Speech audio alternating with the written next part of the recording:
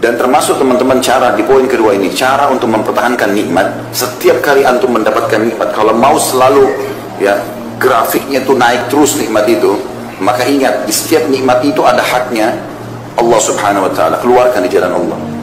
Ya. Keluarkan jalan Allah. Berapapun nilainya. Misal Allah Subhanahu Wa Taala berikan kepada kita handphone baru. Mau bagus, beli handphone lagi yang lain, kasih juga orang susah. Walaupun nilainya mungkin belum bisa mencapai sama. Kita beli baju sebagai tanda syukur, kita berikan juga baju kepada orang yang baru. Kita makan di restoran enak, beli porsi yang sama, kasih juga kepada orang susah. Kasih tukang parkir, kasih orang susah.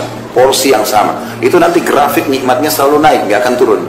Yang jadi masalah sering grafik nikmat kita turun, drop, bangkrut usaha, ya apalah macam-macam cobaan datang, karena setiap ada nikmat kita nggak pernah memberikan jatah di jalan Allah dari nikmat itu.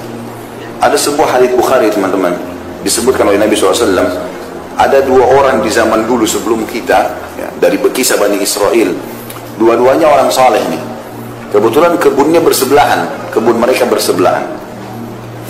Maka Nabi SAW mengatakan, yang punya kebun yang pertama itu melihat lagi musim kemarau nih, peceklik, panas. Orang-orang petani tahu dan pekebun tahu kalau butuh air banyak. Maka lewat di atas kebunnya dia awan, dan dari awan itu keluar suara, kata Nabi SAW. Ini hadis Bukhari. Suara itu terdengar oleh pemilik kebun yang pertama. Dia mengatakan, atau suara itu mengatakan, awan ini bawalah ke kebunnya si fulan, tetangganya dia, dan turunkan air buat kebunnya. Lalu awan itu jalan, dilihat sama dia, jalan terus turun hujan di sebelah. Dia punya kebun di sebelahnya, gak kena hujan. Maka dia pun pergi ke sebelah, diikutin sama dia. Dilihat hujan tepat di tetangganya. Dia tanya, apa yang kau lakukan dengan kebunmu? Sampai tadi saya dengar suara dari awan ini, hujan disuruh turunkan di kebunmu, yang lain tidak kena hujan, cuma dia saja. Maka dia mengatakan rahasianya. Mau dengar gak? Kamis depan aja.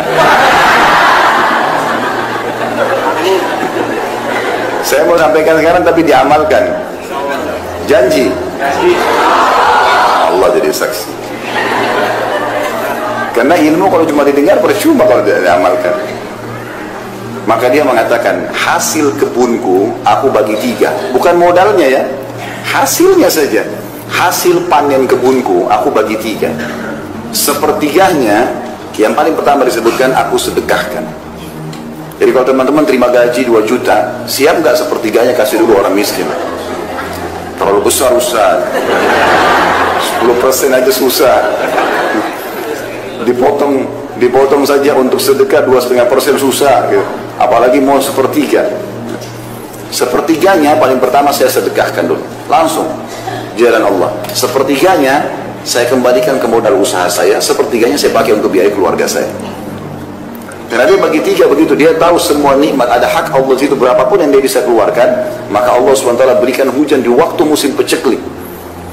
Dan ini grafiknya teman-teman, ini rahasia yang grafiknya naik. Yang saya heran ini, kita udah tahu teori syar'i sedekah itu resep kekayaan. Kenapa masih belum diamalkan? Kadang-kadang kita heran dengan orang tidak mau bersedekah dan masih negosiasi sama syaitan. Tidak boleh negosiasi sama syaitan. Ada orang miskin minta, kayaknya itu anak pinjaman. Dia masih kuat tuh, ya. Dia masih kuat, pura-pura kali, ya. Apalah, kira-kira apa lagi bisikannya coba? Yang biasa digoda syaitan mana? Yang lucu kita iyakan, oh iya ya kayaknya. Padahal syaitan targetnya supaya waktu itu tidak dicatat amal sedekahnya. A'udzubillahi minasyaitonirrajim. Kalau kita sudah buka dompet mau keluarin duit nih, ada 5.000, ada 50.000, ada 100.000. Syaitan bilang 5.000 aja. Jangan, tidak boleh negosiasi. Ambil 100.000 kasih.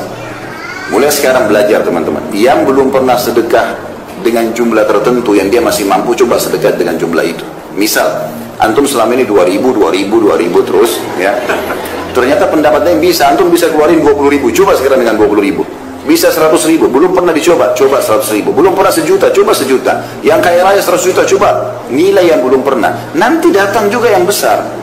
Makin besar kita berikan, ya. Kalau makin besar keran kita buka di jalan Allah, Allah akan berikan limpahan rahmatnya yang luas. Ini resep sederhana ini. Sa'ad bin Ubadah radhiyallahu anhu, sahabat Nabi, itu melimpah hasil panen kebunnya teman-teman, sepanjang tahun tidak pernah berhenti kurmanya, sampai kaya raya melimpah-limpah. Dan kata kuncinya satu, tiap hari dia panggil anaknya yang paling tua namanya Qais. Terkenal dia sama anaknya, ini orang yang karam, mulia sekali. Dia bilang sama anaknya, nak, bantu ayah habisin uang ini sedekah. Bantu ayah habisin uang ini sedekah. Silakan kau kasih siapa saja, yang penting jalan Allah. Tiap hari ayah sama anak ini ambil dari hasil penjualan kurma, bagi-bagi, buka pintunya. Setiap hari ada orang naik di atas rumahnya teriak, wahai penduduk Madinah, siapa yang mau butuh, kalau kita kayak sembako sekarang, siapa yang butuh kebutuhan pokoknya silakan ambil. Minyak saminnya, gandumnya, kurma, ambil silakan, berapa saja, nggak dibatasi.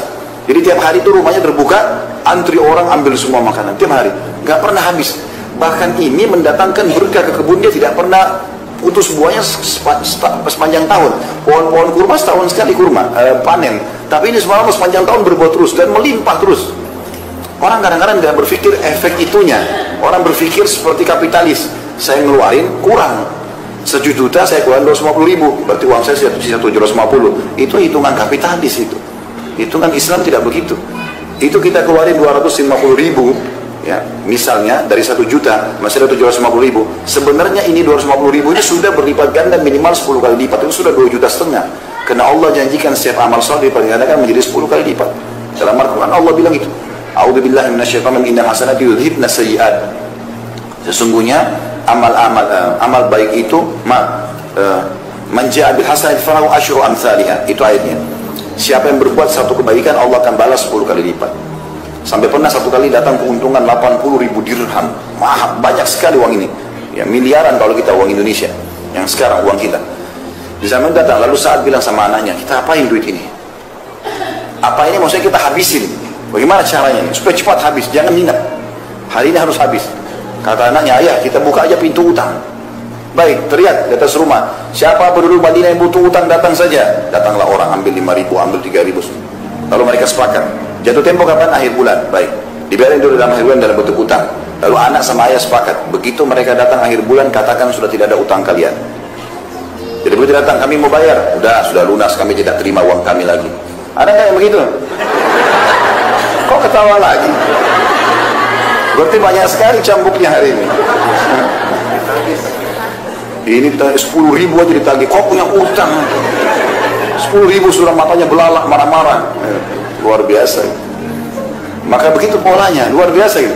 Pernah satu kali Qais ini, dia lihat gudangnya ayahnya lagi penuh, ayah lagi gak ada, diambil sama dia, naik di unta banyak keliling Madinah. Siapa yang butuh ambil saja, siapa yang butuh ambil saja, iklan begitu. Abu Bakar sama Umar lewat. Ini Qais ini kalau kita biarkan habis harta ayahnya nih. Ini kata Abu Bakar sama Umar, ini mertua Nabi yang siapa tidak kenal namanya gitu loh, ahli surga, jamin surga, bilang begitu. Rupanya sampai berita itu kepada Sa'ad, ayahnya. Lalu Sa'ad datang di depannya Abu Bakar sama Umar dan banyak orang. Dia mengatakan, wahai penduduk Madinah, siapa yang mau menolong saya melawan Abu Bakar sama Umar? Karena dia telah mengajar anak saya untuk pelit. Padahal Abu Bakar sama Umar dia aja baik. Ini tadi ayahnya belum ada, diambil semua isi gudang, taruh di unta, terus dibagi-bagiin. Siapa yang mau ambil, pokoknya ambil. Maka Abu Bakar sama Umar bilang, ini anak habisin hartanya orang tuanya nih kalau begini. Orang tuanya masih nggak ada keluar, gitu kan? Maka ayahnya malah marah kepada Abu Bakar sama Umar. Wahai penduduk Madinah, siapa yang mau tolong saya lawan Abu Bakar sama Umar nih? Ngajarin anak saya pelit. Ada nggak orang tua begitu sekarang? Anaknya bawa kertas infak sekolah, ibu ayah infak sekolah, anti aja nak. Infak 5.000, 10.000, nggak mau, bakhil. Bagaimana mau kaya ini? Pelitnya luar biasa. Ini tidak boleh ada ini. Mau diterapkan nggak resepnya nih? Coba panitia masjid sebentar lihat sunduk ya. Bertambah nggak? Kalau nggak berarti bohong. Ini lewat sunduk 2.000. Minta sama Allah kesehatan, keturunan, selamat dari surga, selamat masuk surga, selamat dari neraka. 2.000. Bagaimana bisa? Wahai muslimin yang bakhil, ini penyakit jiwa, nggak boleh bakhil. Begitu kata Nabi SAW itu. Ada sahabat datang, orang-orang Badui, lalu ditanya oleh Nabi SAW, siapa pemimpin kalian? Disebut namanya, si Fulan. Kata Nabi SAW, bagaimana dia? Ya Rasulullah berwibawa, tapi bakhil. Perhitungan sekali, kepala suku tapi perhitungan, tidak loyal sama warganya gitu. Lalu kata Nabi SAW, penyakit apa yang lebih berat daripada bukhul? Penyakit jiwa itu. Bakhil, ada orang bakhil sama dirinya sendiri. Kopiahnya sudah sobek, nggak diganti. Mau kena 2 tahun, kotor dari cuci. Kenapa? Sejadah robek-robek, kenapa? Masjid dekat rumah rusak, gak ada andilnya sama sekali. Dirinya sendiri dia bakhil. Ada orang begitu, pergi umroh mampu, cari travel yang paling murah, biar jauh dari Masjid Haram. Kenapa? Diri sendiri bakhil. Kalau belum beli bisnis kelas, pakai hotel bintang 5, bayar, Allah ganti. Allah ganti, sudah ibadahnya enak, hotel bintang 5, busnya bagus, bisnis kelas diganti lagi lipat-lipat. Kenapa bakhil? Benar nggak ini? Allah jadi saksi loh. Saya udah sampaikan, ilmu harus diterapkan. Jadi resep sederhana ini harus diamalkan. Nikmat kalau mau grafiknya naik, sering bersedekah. Ini resep luar biasa ini. Para sahabat dengar kisah-kisahnya di YouTube. Di YouTube itu sudah banyak ceramah saya tentang Abdurrahman bin Auf, Abu Bakar radhiyallahu anhum ajma'in, kemudian Sa'ad bin Abi Waqqas dan banyak yang lain. Kaya raya. Kata kuncinya satu, sedekah.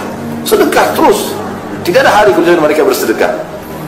Itu selalu dikerjakan. Maka ini harus poin. Dan beda teman-teman orang yang bersedekah. Orang yang bersedekah dengan cara dia yang mencari sumber orang yang mau menerima sedekah, dengan dia menunggu siapa yang minta sedekah. Kalau antum nunggu, seperti di komplek ini misalnya, dijaga security segala macam, nggak ada orang miskin masuk. Misal contoh, kapan antum sedekah? Keluar pun sudah langsung masuk tol. Kapan mau sedekah kalau nunggu orang? Ya? Maaf ini yang tinggal di komplek ini, saya tidak bermaksud apa-apa. Bicara secara umum, gitu kan? Karena memang kalau kita mau tunggu orang datang baru kita sedekah. Kalau seminggu nggak ada datang, berarti seminggu aku tuh nggak sedekah. Padahal setiap hari kata Nabi SAW dalam hadis Bukhari, Allah turunkan 2 malaikat setiap pagi. Satu mengatakan, ya Allah luaskan, lapangkan rezeki orang yang bersedekah. Yang satu mengatakan, binasakan dia dan hartanya bagi orang yang bakhil. Ini mesti diperhatikan. Maka kita yang jemput bola, keluar, cari mana nih orang yang berbulu uang, sedekahin, dan kita yang mendapatkan manfaat itu. Ya. Ini yang dimaksud dengan poin kedua. Setiap nikmat menimpa, maka untuk mempertahankannya harusnya seseorang itu mengetahui haknya Allah di situ.